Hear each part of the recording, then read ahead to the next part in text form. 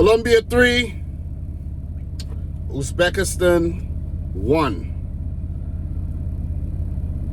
I think Uzbekistan give a good account of themselves and definitely put out a respectable performance despite losing to a more seasoned team in Colombia.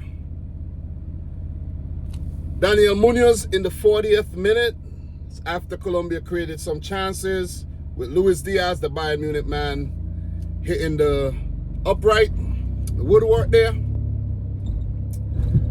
But that was a brilliant assist, man. That's one of the assists of the World Cup so far. We've seen some beautiful goals at the World Cup, but I think this is one of the better ones. Top 3, you know what I mean? I know the Lionel Messi goals, 2 of them were really good. And there might be a goal here and there, and I can't really, recall, but I'm talking about what's fresh. That Daniel Muñoz goal, man, mwah, beautiful, beautiful. The pass, vertical pass, the run, the timing, when you have a difficult defense, one that's giving you problems, sometimes you got to switch it up. And sometimes you just need a special player to do so. And Díaz was that player. 1-0 to Colombia. Deserved lead, you know what I mean? Deserved lead.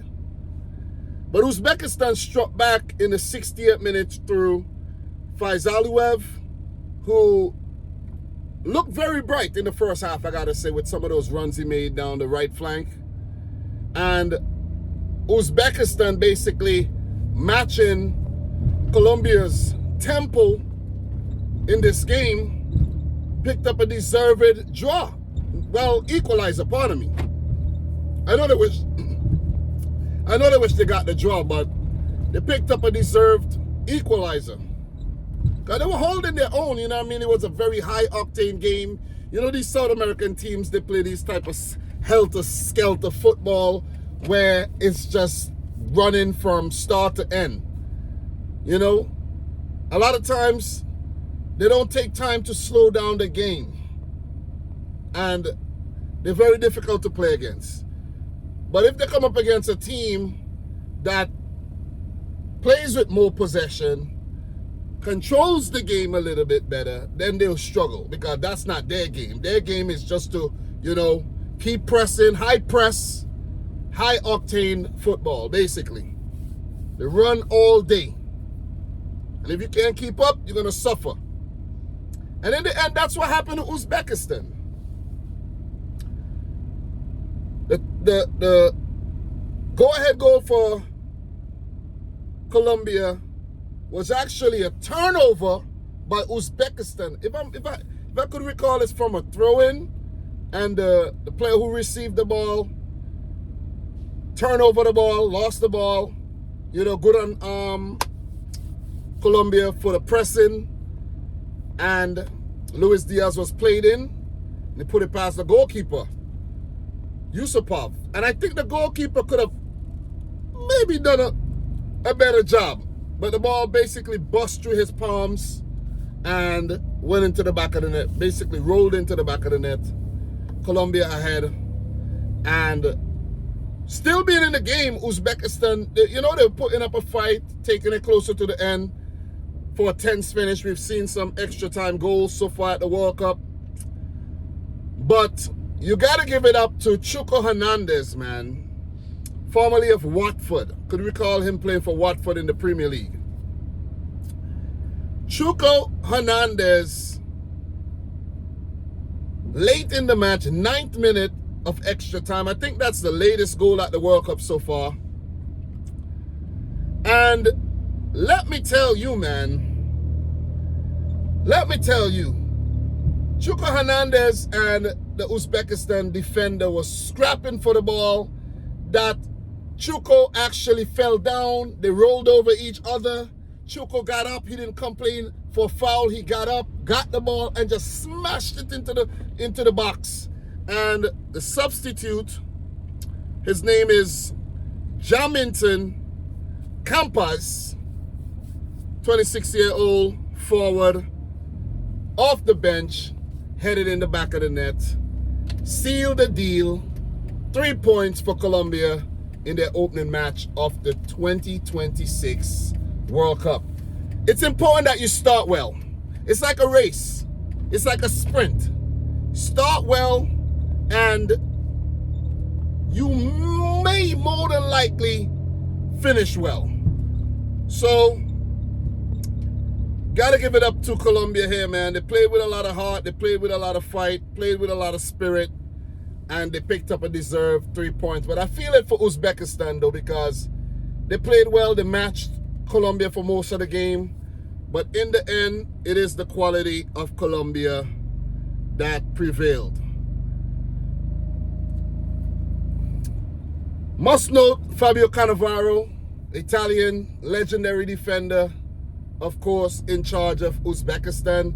And their future looks bright. Their future looks bright. I think we could look forward and seeing them at the World Cup in 2030 or 2034.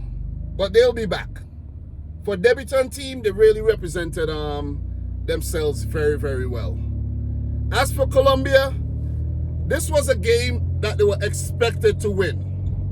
If they lost this game or even draw points in this game, it would have proven to be really difficult, seeing that they have Portugal, and I think they could get something against Portugal because DR Congo picked up a draw against Portugal, right?